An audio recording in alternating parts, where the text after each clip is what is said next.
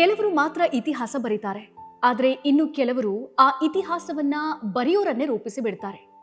ಅಂತಹ ಇಬ್ರು ಮಹಾನ್ ವ್ಯಕ್ತಿಗಳನ್ನ ರೂಪಿಸಿದ ಅಪರೂಪದ ಜೀವ ಚೆನ್ನಮ್ಮ ದೇವೇಗೌಡರು.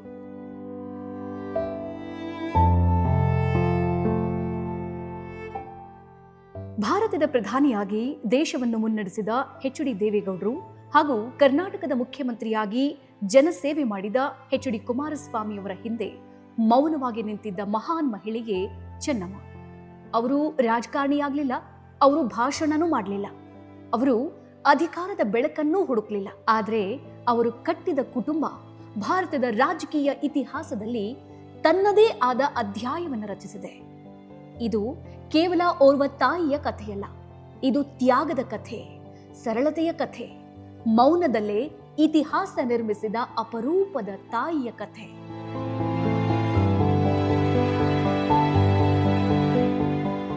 ಹಾಸನ ಜಿಲ್ಲೆಯ ಸಾಮಾನ್ಯ ಕೃಷಿಕ ಕುಟುಂಬದಿಂದ ಆರಂಭವಾದ ಚೆನ್ನಮ್ಮನವರ ಬದುಕು ದೇಶದ ಪ್ರಧಾನಿ ನಿವಾಸದವರೆಗೂ ತಲುಪಿತ್ತು. ಆದರೆ ಅವರ ಸ್ಥಳ ಬದಲಾಯಿತೇ ಹೊರತು ಅವರ ಜೀವನದ ಮೌಲ್ಯಗಳು ಬದಲಾಗಲಿಲ್ಲ. ಎಚ್.ಡಿ. ದೇವೇಗೌಡರು ರಾಜಕೀಯದ ಹಾದಿಯಲ್ಲಿ ಹಳ್ಳಿಯನ್ನು ಸುತ್ತಾಡುವಾಗ ಮನೆಯ ಜವಾಬ್ದಾರಿಯನ್ನ ತಮ್ಮ ಹೆಗಲ ಮೇಲೆ ಹೊತ್ತುಕೊಂಡವರು ಚೆನ್ನಮ್ಮ. 6 ಮಕ್ಕಳನ್ನ ಬೆಳೆಸೋದು, ಕೃಷಿಯನ್ನು ನೋಡಿಕೊಳ್ಳೋದು, ಕುಟುಂಬವನ್ನು ಒಗ್ಗೂಡಿಸುವುದು, ಮಕ್ಕಳಲ್ಲಿ ಶಿಸ್ತು, ಸಂಸ್ಕಾರ ಮತ್ತು ಹಿರಿಯರ ಮೇಲಿನ ಗೌರವವನ್ನ ಬೆಳೆಸೋದು ಅವರ ಕರ್ತವ್ಯವಾಗಿತ್ತು. ಅದೆಲ್ಲವನ್ನು ಯಾವುದೇ ಪ್ರಚಾರವಿಲ್ಲದೆ, ಯಾವುದೇ ಪ್ರಶಂಸೆಯ ನಿರೀಕ್ಷೆ ಇಲ್ಲದೆ ನೆರವೇರಿಸಿದವರು ಚೆನ್ನಮ್ಮ.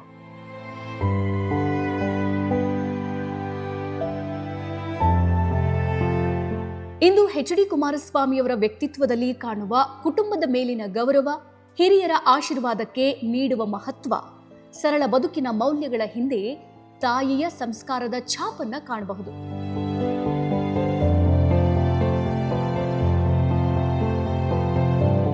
ನಿಮಗೆಲ್ಲ ಗೊತ್ತಿರೋ ಹಾಗೆ 1996ರಲ್ಲಿ ದೇಶದ ರಾಜಕಾರಣದಲ್ಲಿ ಒಂದು ಅಚ್ಚರಿಯ ಘಟನೆ ನಡೆದಿತ್ತು. ಕರ್ನಾಟಕದ ಮುಖ್ಯಮಂತ್ರಿಯಾಗಿದ್ದ ಎಚ್.ಡಿ. ದೇವೇಗೌಡರು ಭಾರತದ ಪ್ರಧಾನಿಯಾಗಿ ಆಯ್ಕೆಯಾಗ್ತಾರೆ. ಆ ಸುದ್ದಿಯೇ ದೇಶಾದ್ಯಂತ ಸಂಚಲನ ಸೃಷ್ಟಿ ಮಾಡಿತ್ತು. ಅನೇಕರಿಗೆ ಅದು ಸಂಭ್ರಮದ ಸುದ್ದಿ, ಆದರೆ ಚೆನ್ನಮ್ಮನವರಿಗೆ ಅದು ಆತಂಕದ ಘಳಿಗೆ. ಆ ಕ್ಷಣ ಅವರು ದೇವೇಗೌಡರ ಪ್ರಧಾನ ಕಾರ್ಯದರ್ಶಿಗಳಾಗಿದ್ದ ಎಸ್ ಮೀನಾಕ್ಷಿ ಸುಂದರಂ ಅವರಿಗೆ ಒಂದು ಮಾತು ಹೇಳ್ತಾರೆ.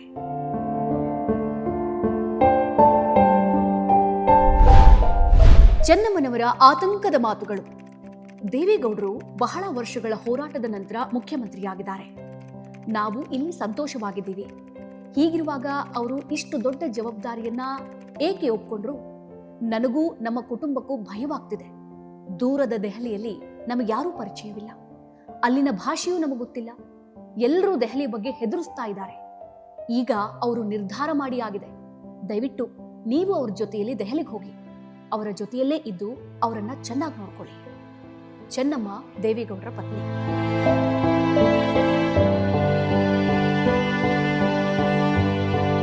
ಚೆನ್ನಮ್ಮನವರ ಮಾತುಗಳಲ್ಲಿ ಅವರ ಆತಂಕದ ಮನಸ್ಥಿತಿ ಸ್ಪಷ್ಟವಾಗಿ ಗೋಚರಿಸುತ್ತಿತ್ತು. ಗೌಡ್ರು ಪ್ರಧಾನಿಯಾಗಿದ್ದಕ್ಕೆ ಅವರು ಹೆಮ್ಮೆ ಪಟ್ಟಿದ್ರು, ಆದ್ರೆ ದೆಹಲಿಯ ಸಹವಾಸ ನಮಗೆ ಬೇಕಾ ಎನ್ನುವ ಭಯ ಅವರನ್ನ ಕಾಡ್ತಾ ಇತ್ತು. ಅಲ್ಲಿನ ಪರಿಸರ ಮತ್ತು ಜವಾಬ್ದಾರಿಗಳ ಬಗ್ಗೆ ಅವರಿಗೆ ಆತಂಕವಿತ್ತು. ಕುಟುಂಬದ ಭವಿಷ್ಯದ ಬಗ್ಗೆ ಸಹಜವಾದ ಕಳವಳವಿತ್ತು. ಪತ್ನಿ ಚೆನ್ನಮ್ಮನವರ ಆತಂಕದ ನಡುವೆ ದೇವೇಗೌಡರು ಕೂಡ ತಮ್ಮ ಪ್ರಧಾನ ಕಾರ್ಯದರ್ಶಿಗಳಾಗಿದ್ದ ಮೀನಾಕ್ಷಿ ಸುಂದರಂ ಅವರಿಗೆ ಒಂದು ಮಾತನ್ನ ಹೇಳ್ತಾರೆ.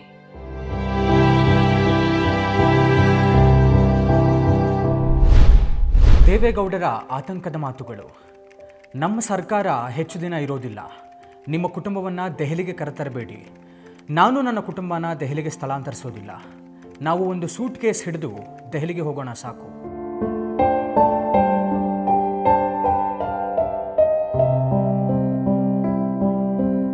ಹಿರಿಯ ಪತ್ರಕರ್ತರಾದ ಸುಗತಾ ಶ್ರೀನಿವಾಸರಾಜು ಅವರು ಬರೆದಂತಹ ದೇವೇಗೌಡರ ಜೀವನ ಚರಿತ್ರೆಯಲ್ಲಿ ಈ ಮಾಹಿತಿ ದಾಖಲಾಗಿದೆ.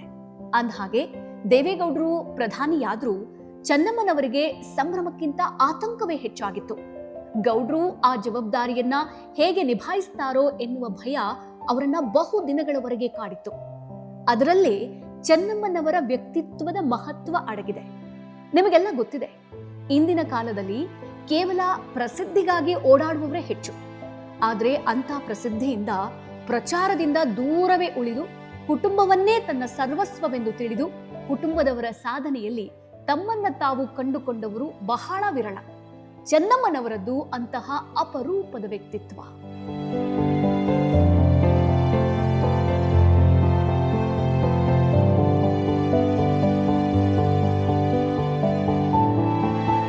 ಚೆನ್ನಮ್ಮನವರ ಜೀವನ ನಮ್ಮ ಸಮಾಜಕ್ಕೆ ಕಲಿಸುವ ಪಾಠ ಒಂದೇ.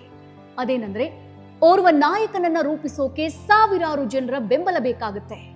ಆದ್ರೆ ಓರ್ವ ತಾಯಿಯ ಸಂಸ್ಕಾರ, ತ್ಯಾಗ ಮತ್ತು ಪ್ರೀತಿ ಇದ್ರೆ ಆ ನಾಯಕತ್ವಕ್ಕೆ ಭದ್ರ ಅಡಿಪಾಯ ಸಿಗುತ್ತೆ. ನಮ್ಮ ಇತಿಹಾಸ ಹೆಚ್ಚಾಗಿ ನಾಯಕರ ಹೆಸರನ್ನ ಮಾತ್ರ ನೆನಪಿನಲ್ಲಿ ಇಟ್ಕೊಳ್ಳುತ್ತೆ. ಆದ್ರೆ ಆ ನಾಯಕರನ್ನ ರೂಪಿಸಿದ ತಾಯಿಯಂದಿರನ್ನ ನಾವು ಮರಿಬಾರದು. ಚೆನ್ನಮ್ಮನವರು ಅಂತಹ ಮೌನ ನಾಯಕಿ. ಅವರ ಜೀವನ ನಮಗೆ ಅಧಿಕಾರಕ್ಕಿಂತ ಮೌಲ್ಯ ದೊಡ್ಡದು, ಪ್ರಚಾರಕ್ಕಿಂತ ವ್ಯಕ್ತಿತ್ವ ದೊಡ್ಡದು, ಹಾಗೂ ಯಶಸ್ಸಿಗಿಂತ ಸಂಸ್ಕಾರ ಶಾಶ್ವತ ಎನ್ನುವ ಸಂದೇಶವನ್ನ ಕೊಡುತ್ತೆ.